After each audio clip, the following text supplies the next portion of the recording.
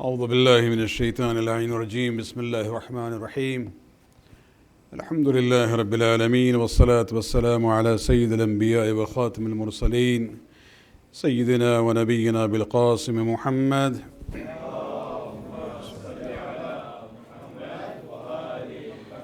وعلى أهل بيته الطيبين الطاهرين المعصومين واللعنة الدائمة الباقية على أعدائهم من الآن إلى قيام يوم الدين. Amma ba'd, brothers and sisters in Iman, Assalamu alaikum wa rahmatullah. May Allah subhanahu wa ta'ala shower His blessings on this holy month to each one of you and give us all the tawfiq to fulfill the duty in the best possible manner. We have been looking at the brief Tafsir of Suratu l-Insan, which is known as Suratu Dahr also, as well as Surah Al-Ata. And this is basically the surah where Allah subhanahu wa ta'ala talks about the purpose of the creation. Why did He create the human being? You know, the potential that He has given to each one to receive the message from Allah subhanahu wa ta'ala. And He has given us the freedom in action where He says, إِنَّا هَدَيْنَاهُ السَّبِيلِ إِمَّا شَاكِرًا وَإِمَّا كَفُورًا. Those who follow the guidance which will come, they are the grateful ones, and those who ignore will be the ungrateful ones. Then the consequences were mentioned, and especially on the positive side, Allah subhanahu wa ta'ala wanted to give us an example. And this is where we looked at ayat number 7 all the way to 22. Where Allah subhanahu wa ta'ala in Surah Al-Dahr here talks about these 3 days regarding the family of Fatima Zahra salawatullah alayha.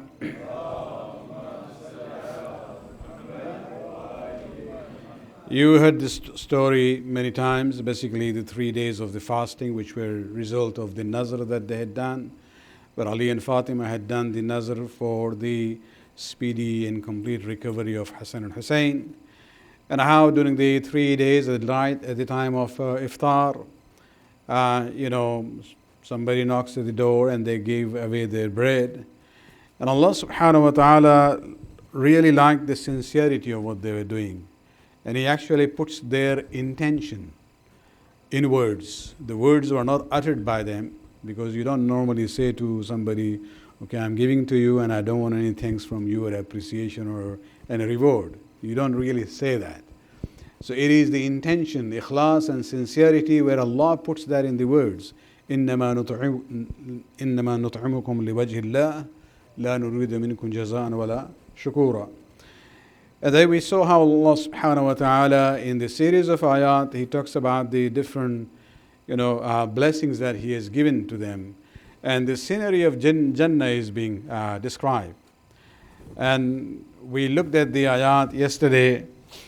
What I would like to do is actually go back to that just to highlight a major point and then another minor point there.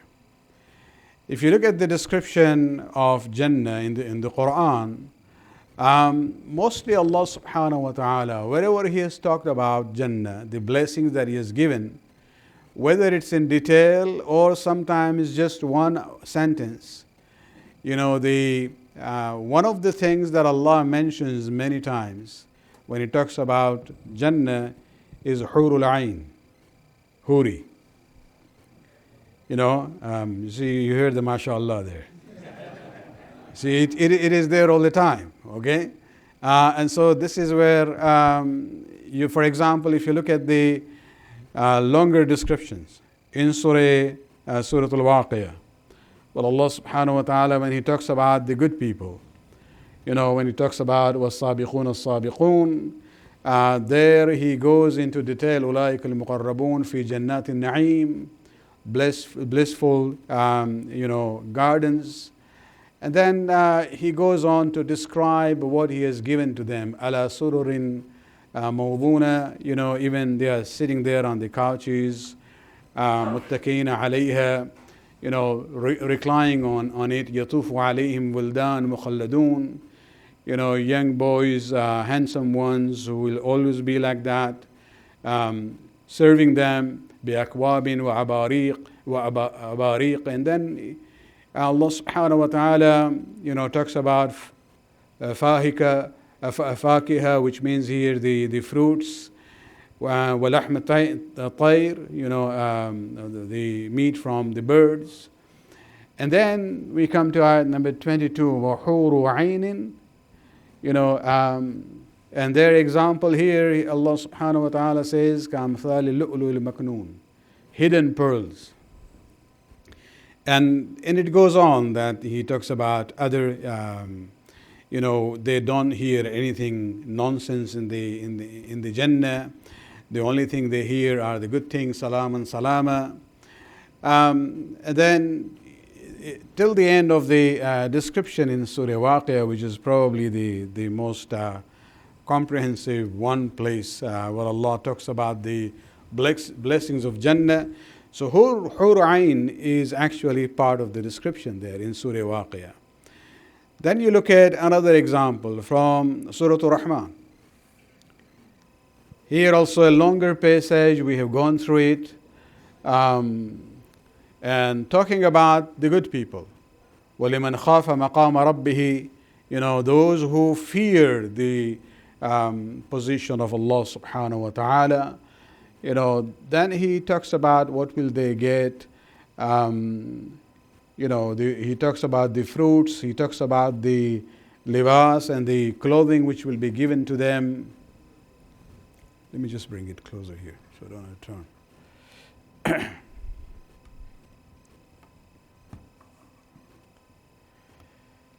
turn. Talking about the clothing, very similar to what we saw in Surah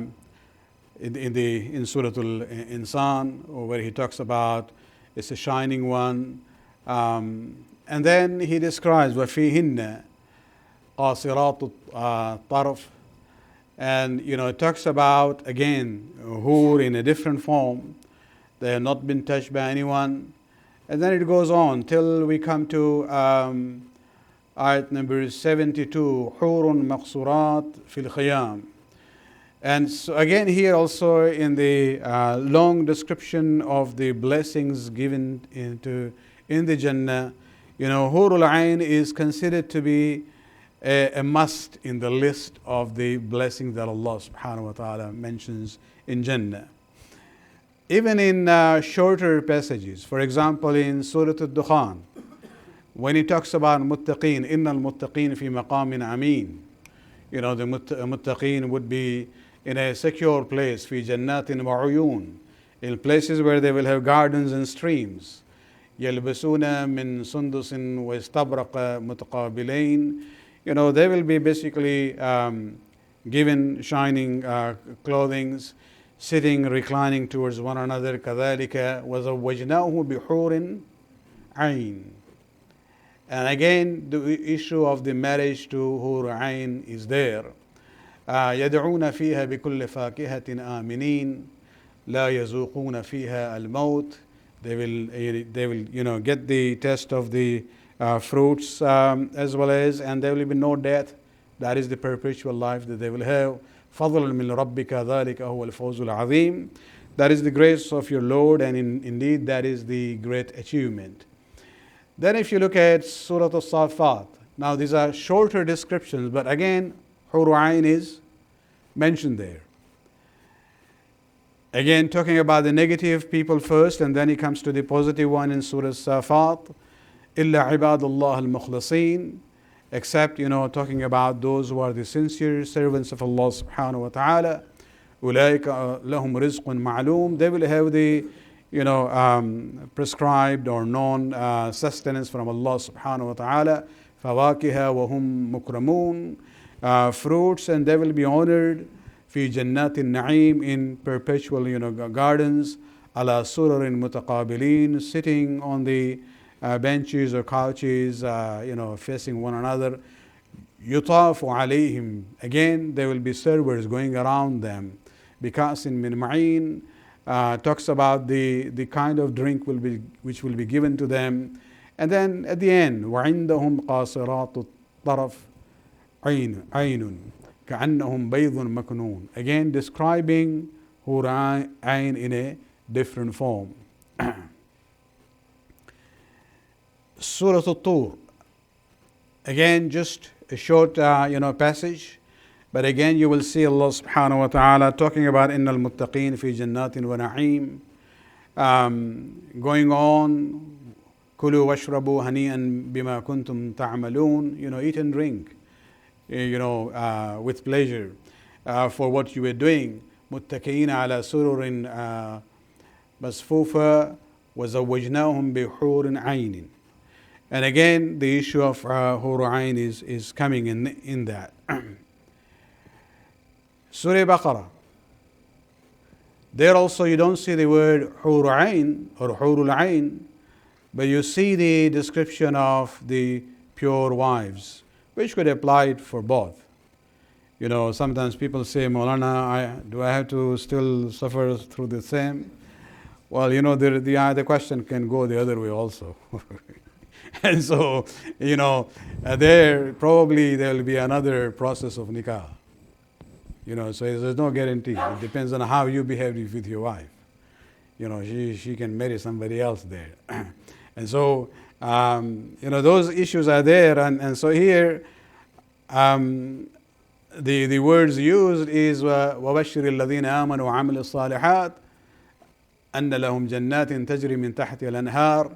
The famous description about Jannah with streams, flowing beneath. كُلَّمَا رُزِقُوا مِنْهَا مِنْ ثَمَرَةٍ رِزْقًا قَالُوا هَذَا الَّذِي رُزِقْنَا مِنْ قَبْلُ.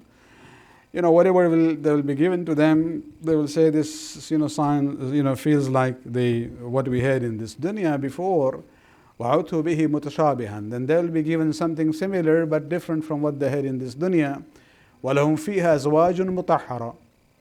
And they will have pure wives there. وَهُمْ فِيهَا خَالِدُونَ.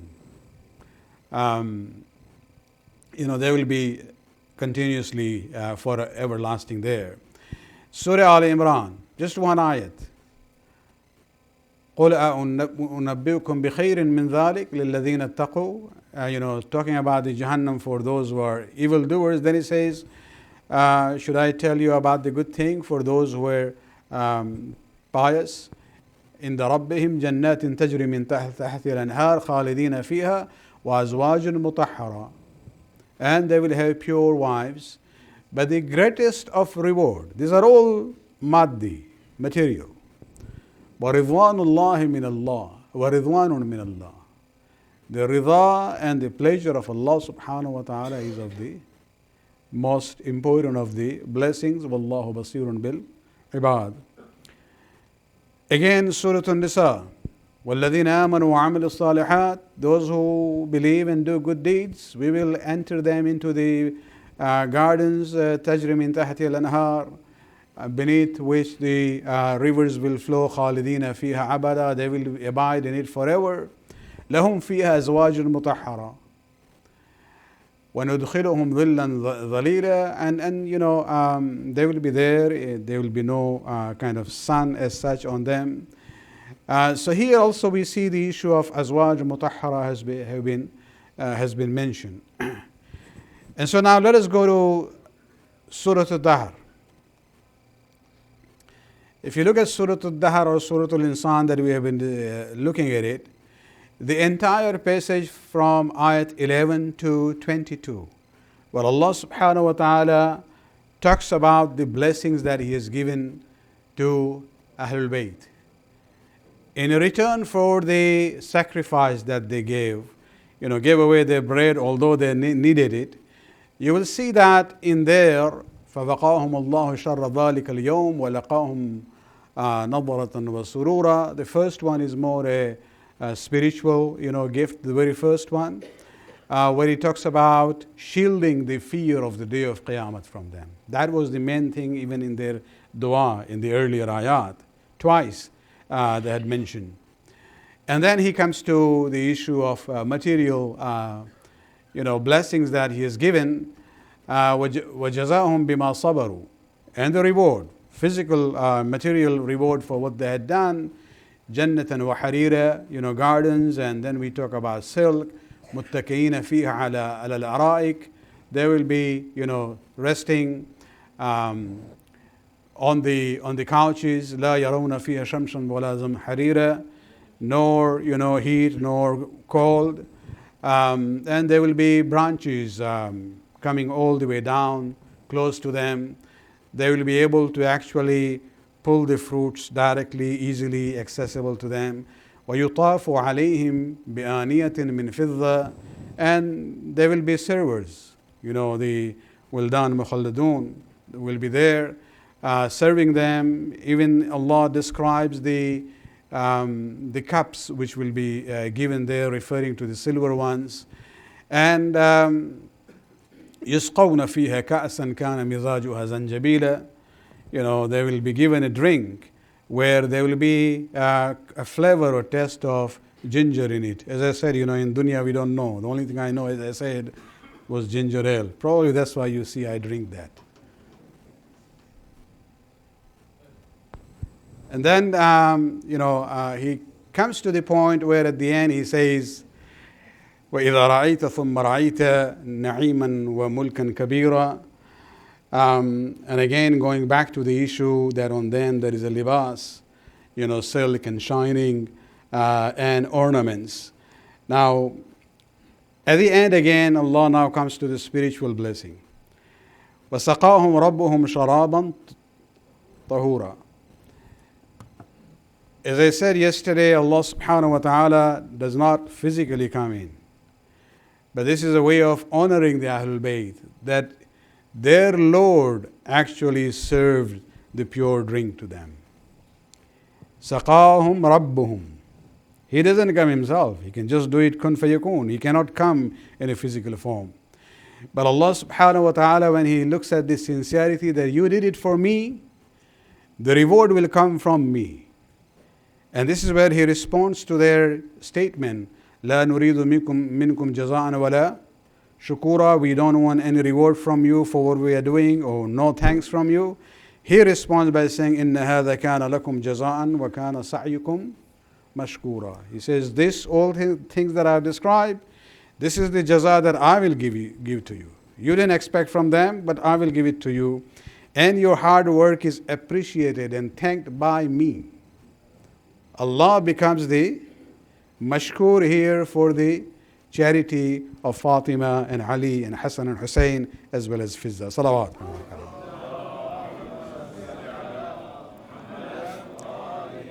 And so from ayat 11 to 22, Allah is describing the ni'mat that He has given in Jannah to them. So you have gardens, silk, couches, good weather, trees, servers, silver vessels, pleasant drink, handsome servants, shining in green dresses, silver ornaments. Where is Hur Ain? All the ayats that I presented before this, the longer passage, the middle one, and even the shorter ones. Allah subhanahu wa ta'ala, whenever He talks about the material blessings of Jannah, He always includes Hur Ain in there.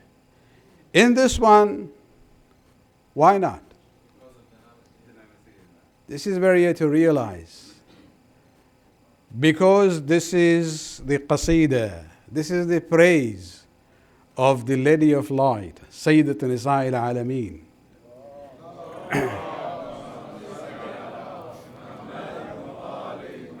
Out of respect for her, Allah subhanahu wa ta'ala avoids mentioning Hur Ain there. And this is actually even some Sunni Mufassirin talk about it, including Alusi in his tafsir. And this is something that we have to realize, that Allah subhanahu wa ta'ala would go out of His way in order to accommodate the sensitivities and feelings of Fatima Zahra. But what about the Ummah? This is where we see the tragedy coming in. And that's where we have to realize the greatness of this lady. She is not only a great lady in a poetic sense, or because we are emotional, or because she is daughter of the Prophet, or wife of Ali, or mother of Hassan and Hussein. No, she is a waliyatullah in her own right. She was so close to Allah subhanahu wa ta'ala that Allah subhanahu wa ta'ala also shows that respect to Fatima Zahra by describing all these things, but doesn't mention Hur Ain, because it will kind of go against sensitivities as far as the status of Fatima Zahra is concerned. Salawat.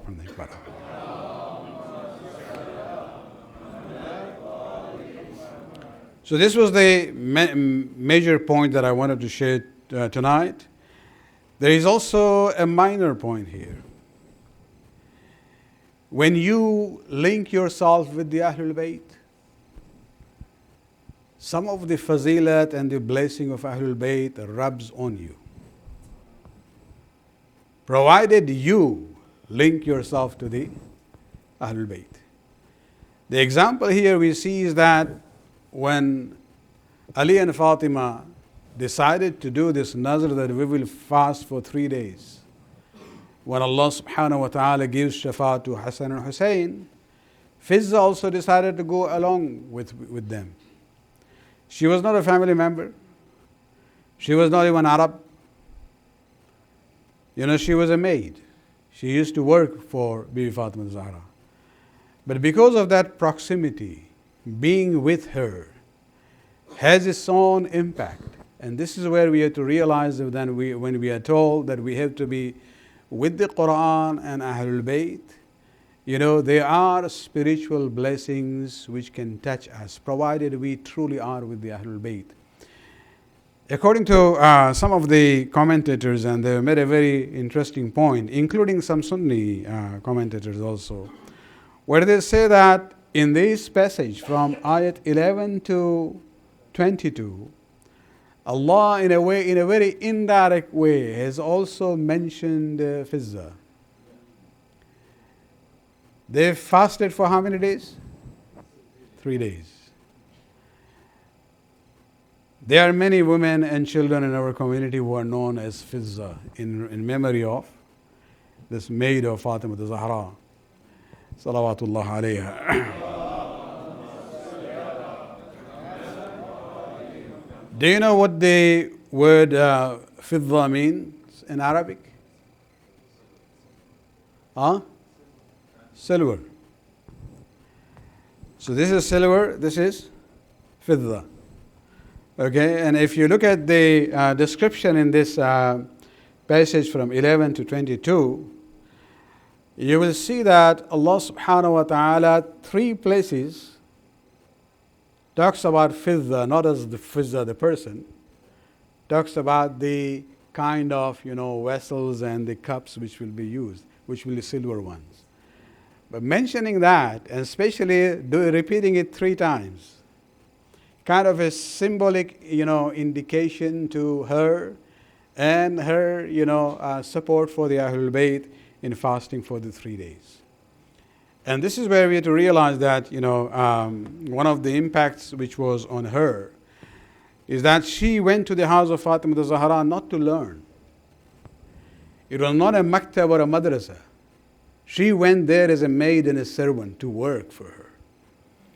But just few years that she was with her, it had an impact on her that in the last 20 years of her life, she was able to actually converse the daily conversation with everyone by using the ayat of Quran. This is where we have to realize that memorizing the Quran is one thing. There are actually hundreds and thousands of huffaz of the Quran around the world. Majority of them don't even know the meaning of ayat of Quran. So hafiz of Quran, okay, it's a good thing. But to understand the ayat of Quran and to be able to use that in any given situation is actually mastery over the Quran.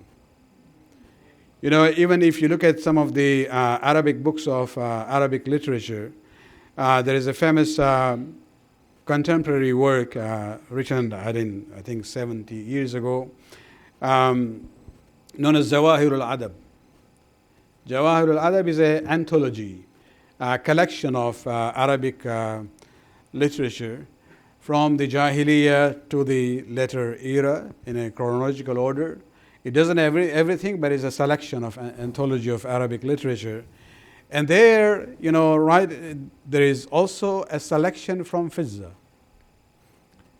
where this is a Sunni author, published in the Sunni press, where actually he gives this example of Fizza, salawatullah alayha, where he says that she basically conversed with the words of the Quran for the last 20 years of her life. And there is a very famous story that they have in that anthology, that once she had gone to in a caravan, either coming or going from Hajj, and somehow she was in one of these stops, she was left behind. Nobody realized that she's not in the caravan, and they moved on. And then so she was actually walking in the desert alone, until a rider passed by, and he basically came close and he said, Man anti, who are you? What do you respond to that? She responds by an ayat of Quran where she says, وَقُلْ سَلَامْ فَسَوْفَ تَعْلَمُونَ. There is an ayat of Quran which says, say salam and then you will know. So you're just asking me a question, at least do the salam first. So he did the salam, and then, then he asked, مَا تَصْنَعِينَ هَاهُنَا. What are you doing here, alone, a lady alone in the desert? And she recites an ayat of Quran, مَنْ يَهْدِي اللَّهُ فَلَا مُضِلَّ لَهُ. And a person whom Allah would guide will not be misguided, not lost the way. Basically, I'm lost here. So now, just with two answers in Quran, he became afraid. So he says, Amin al-jinn anti am min al-ins. Are you a human being or a jinn? And she recites another ayat of Quran. She says, Ya bani Adam khudhu zinatakum inda al-masajid. That I am from Bani Adam. I am from the children of Adam. So then he says, where are you going? And she says, now this is a difficult one. Somebody asks you, where are you going? How will you find the answer in the Quran? She recites this ayat, يُنَادُونَ مِنْ مَكَانٍ بَعِيدٍ.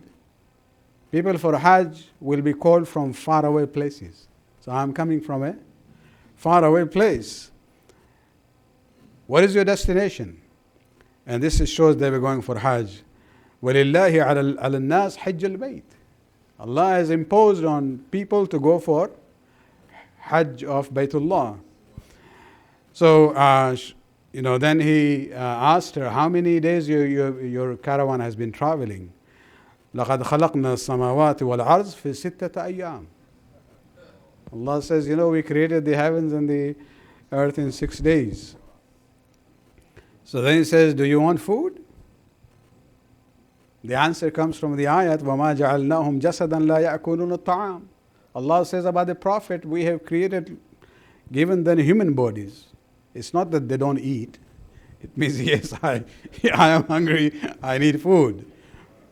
And so he, shared his food with her, and then he says, why don't you, move fast? He was riding on the horse or the camel, whatever he was. And she was old. So she says, لا يكلف الله نفسا إلا وسعها. Allah does not impose a duty on anyone, but according to their ability. I can't go faster. So this is where he says, okay, then you join me on this, horse. And this is amazing how she responds. She says, وَلَوْ كَانَ فِيهِمَا آلِهَةً إِلَّا اللَّهَ لَفَسَدَتَا. If there was more than one God, there would be chaos in the system. So you can't have two riders on one horse. So he got down out of respect, asked her to sit. And once they reached close to the caravan ahead, he asked her, do you have anybody in the caravan from your family? And she recited 4 ayat. One is where it says, Ya Dawood inna ja'alnaka khalifatan fil arz. The second one, Wama Muhammad illa Rasul. Third one, Ya Yahya khuzil kitab. And the fourth one, Ya Musa inni an Allah. So she had four sons, Dawood, Muhammad, Yahya, and Musa. And so he called those names, and these four men came running. So while they were coming, he asked her, who are they? How are they related to you? And she recites the ayat of Quran, Al-Mal wal-Bunun zinatul hayati dunya. They are my banun, my sons. They are the beauty of this dunya for me. And so when they came, this is where then she wanted the sons to reward this fellow, give him something for his help. And so she recites this ayat from, it is a statement from the daughters of Prophet Shu'aib regarding Musa alayhi salam, Ya Abat, ista'jirhu, inna khayra man ista'jarta al-qawiy al-amin. He was a trustworthy person. So, give him some ujrat for what he has done. So they gave him something, and she recites the ayat of Quran, Wallahi yudha'ifu liman yasha. Allah increases for whomever He wants. Give him more. And this is where, so now he turns to them and he says, who is this? Your mother. And this is where they said, our mother is Fizza, Jariyatu Zahra. And for the last 20 years, she has not talked but by using the ayat of Quran. Salawat.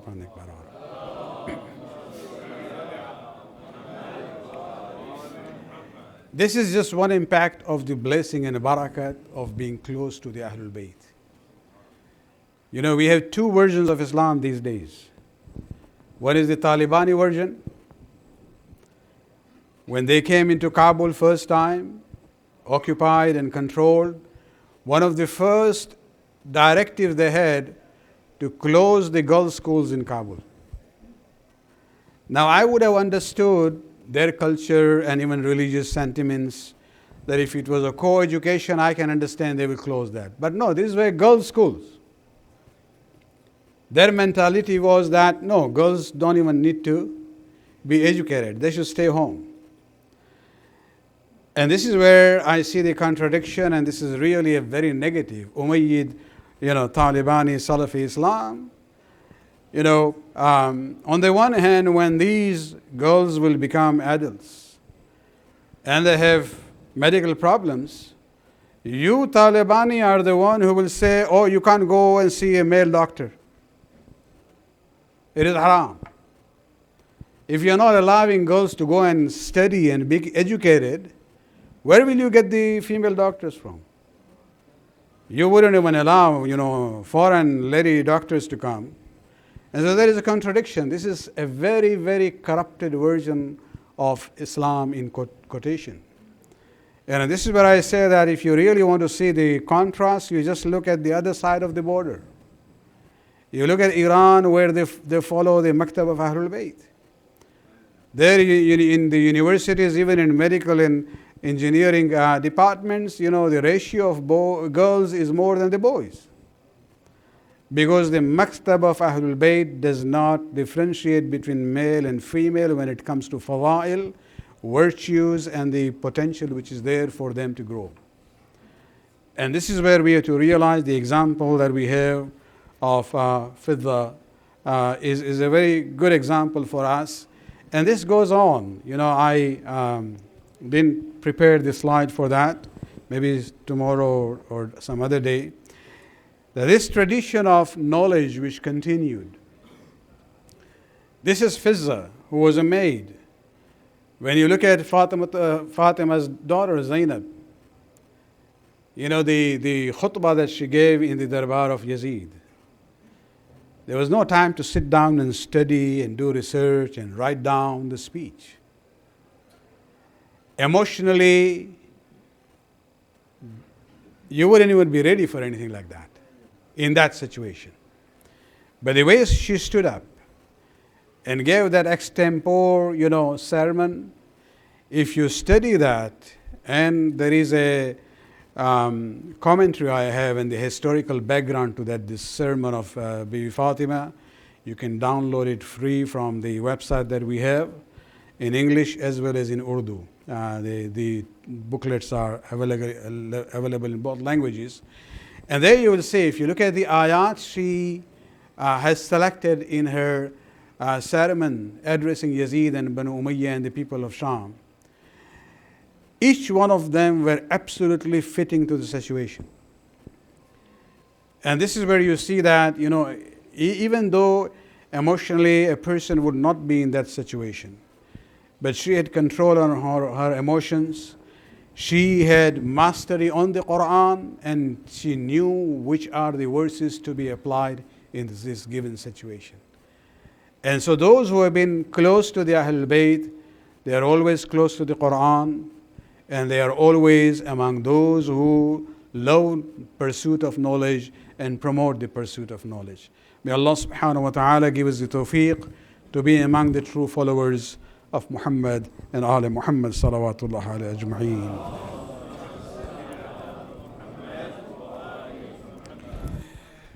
One of the brothers, I think last week, had asked me a question about,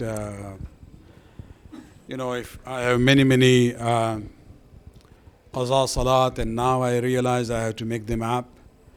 What is the shortest way of doing that? So we'll probably look at that tomorrow or day after tomorrow, provided you show up.